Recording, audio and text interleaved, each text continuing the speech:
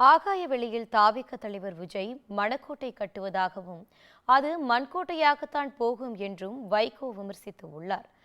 திமுகவை துடைத்து எறிவோம் என கூறும் அமித்ஷா தனது நாக்கை அடக்கி பேச வேண்டும் எனவும் வைகோ கண்டனம் தெரிவித்தார்.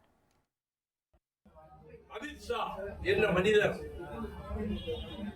மிகுந்த கர்வத்தோடு அகந்தையோடு திமுக கழகத்தை துடைத்து எறிவோம் என்று சொல்லுகிறார்.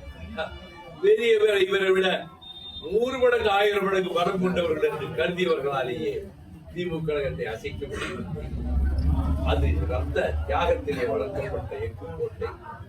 அதை உள்துறை பற்றி நாட்டை அடக்கி பேச வேண்டும். அமித்ஷா மைண்ட் யுவர் டன், நாக்கு அடக்கி பேச.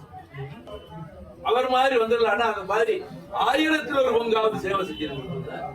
அது இல்லாமல் அவர் ஆசைப்படலாம். யார் வேணா வாக்குரிமை உள்ள யாரும், போட்டி போடுகிற தகுதி உள்ள யாரும் எந்த பதவிக்கு ஆசைப்படலாம். அது அவருடைய விருப்பம்.